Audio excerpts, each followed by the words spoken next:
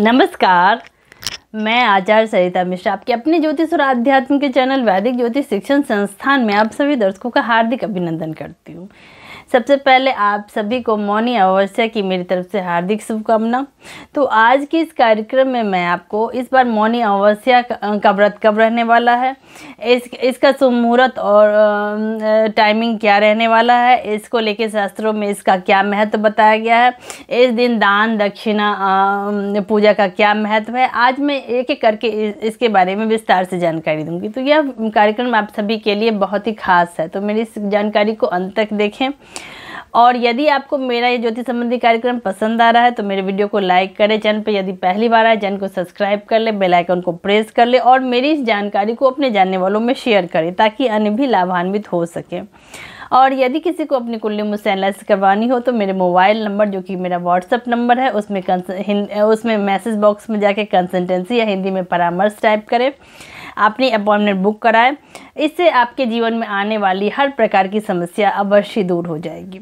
मैंने ज्योतिष के क्षेत्र में वैदिक ज्योतिष, पामिस्ट्री, न्यूमरोलॉजी, टैरो, वास्तु, फिजिटिंग, gemology, advance predictive astrology, remedial course, vastushastra, इन सभी विषयों का मैंने अध्ययन कर रखा है। अपने तरफ से मैंने इसे सीखने की कोशिश की है और लगभग 10-12 साल से मैं इस क्षेत्र में लोगों को सेवा दे रही हूँ। तो चलिए इसी के साथ जानते हैं कि इस बार मौनी अमावस्या में क्या सब खास बातें होने वाली है। आइए इसको विस्तार समझते हैं। सनातन धर्म में चंद्रमा की गति और राशियों में इसके गोचर को बहुत ही अहम माना गया है, क्योंकि चंद्रमा के चरणों के माध्यम से ही चंद्रमास की तिथि और त्योहार का निर्धारण किया जाता है। एक माह में 2 पक्ष होते हैं, शुक्ल पक्ष, पहला शुक्ल पक्ष और दूसरा कृष्ण पक्ष। शुक्ल पक्ष के दौरान चंद्रमा हर दिन धीरे धीरे बढ़ता है और शुक्ल पक्ष के अंतिम दिन पूर्णिमा पर पूरे स्वरूप में होता है। वहीं पे कृष्ण पक्ष के दौरान चंद्रमा का आकार धीरे धीरे कम होने लगता है और धीरे धीरे अमावस्या की ओर बढ़ने लगता है।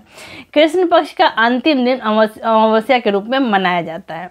अमावस्या के दिन दान पुण्य और पवित्र नदियों में स्नान करने का शास्त्रों में विशेष महत्व बताया गया है, लेकिन इसका महत्व तब और बढ़ जाता है जब अमावस्या के साथ कोई महत्वपूर्ण घटना या मान्यता जुड़ जाए, जो कि इस मौनी अमावस्या हिंदू धर्म में अपना एक अलग विशेष स्थान रखती है। तो आइए समझते हैं कि मौनी अमावस्या इसका क्या अर्थ है और इसका शास्त्रों में क्या महत्व बताया गया। आइए इसको विस्तार समझते हैं।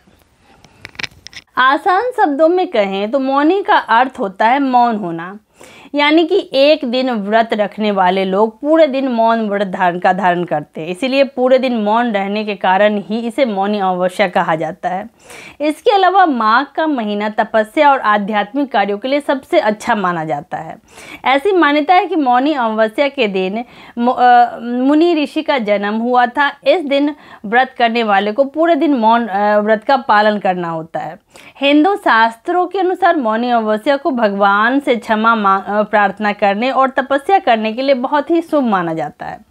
सावधानी बरतें और कोशिश करें कि इस दिन कोई विशेष काम ना करें। मौनी अमावस्या माघ महीने के मध्य में आती है, इसीलिए इसे माघी अमावस्या के नाम से भी जानते हैं। माघ के पूरे महीने भक्त अपने पापों से मुक्ति पाने के लिए और मोक्ष प्राप्त करने के लिए गंगा के पवित्र जल में डुबकी लगाते हैं। पवित्र जल में स्नान करने का अनुष्ठान पौष पूर्णिमा से शुरू होता है और माघ पूर्णिमा पर जाकर समाप्त हो जाता है।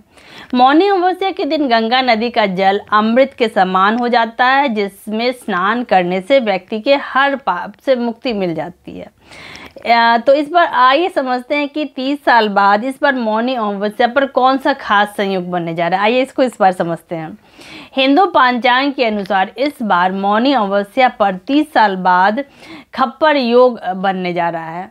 यह योग धार्मिक कार्यों और कुंडली में शनि के शुभ प्रभाव के लिए जाना जाने वाला उपायों में विशेष महत्व रखता है। ज्योतिष शास्त्र में नवग्रहों में सबसे गतिशील, सुंदर और आध्यात्मिक ग्रह शनि 2.5 वर्ष में राशि परिवर्तन करते हैं।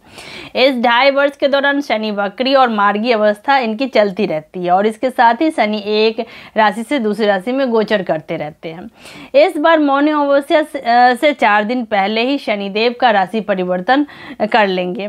क्योंकि शनि देव कुंभ राशि में मौजूद हैं, इसीलिए मौनी अमावस्या का महापर्व अद्भुत योग में पड़ रहा है।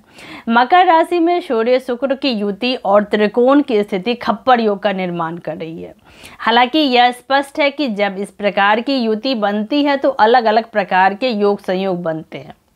इस साल शनि पूरे 30 साल बाद कुंभ राशि में प्रवेश करेंगे। इस दृष्टि से 30 वर्ष बाद मौनी अमावस्या को महापर्व के रूप में मनाया जाएगा। इस दौरान दान, तीर्थ यात्रा, भगवान गीता का श्रवण करने का शास्त्रों में विशेष महत्व बताया गया है। अब आइए हम जान लेते हैं कि इस बार मौनी अमावस्या की तिथि और समय क्या रहने वाला है। आइए इसको समझते हैं। मौनी अमावस्या की तिथि इस बार 21 जनवरी यानी कि शनिवार के दिन पड़ने जा रहा है।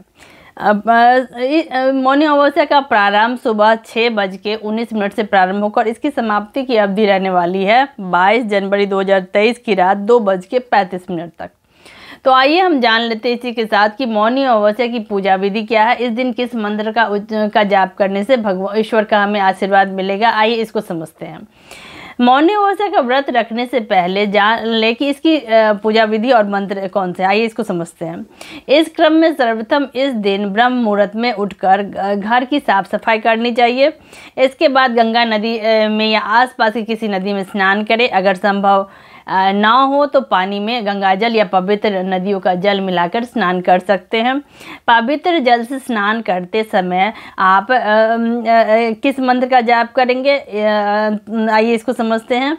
गंगा चौ यमुने चैव गोदावरी सरस्वती नर्मदे सिंधु कावेरी जलेस्मिन् सन्निधिं कुरु। स्नान के बाद श्री हरि विष्णु के नाम का ध्यान और मौन रहने का संकल्प धारण करना चाहिए। इसके बाद मौन व्रत के दौरान मन में इन मंत्रों का जाप, भगवान विष्णु श्री हरि विष्णु के मंत्रों का जाप करते रहना चाहिए।